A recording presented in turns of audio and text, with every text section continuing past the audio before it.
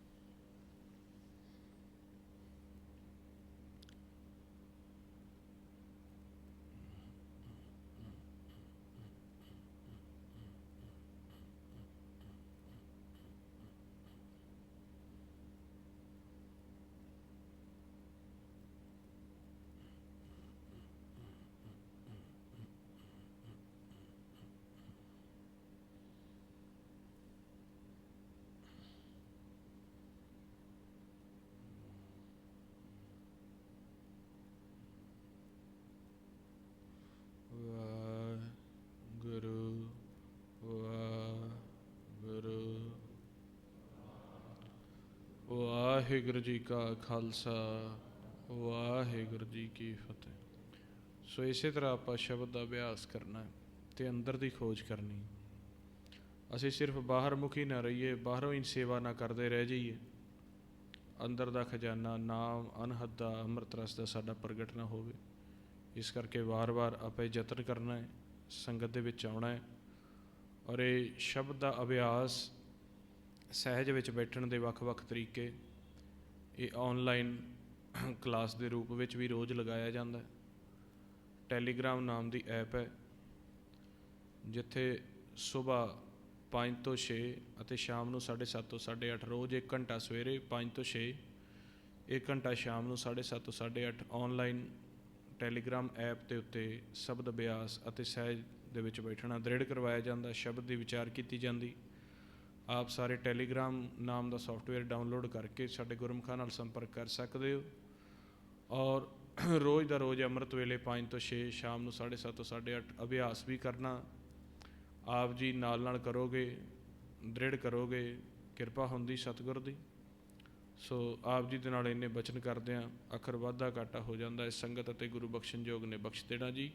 ਵਾਹਿਗੁਰੂ ਜੀ ਕਾ ਖਾਲਸਾ ਵਾਹਿਗੁਰੂ ਜੀ ਕੀ ਫਤਿਹ। ਰਾਮਕਲੀ ਮਹੱਲਾ ਤੀਜਾ। ਆਨੰਦ ਇੱਕ ਓੰਕਾਰ।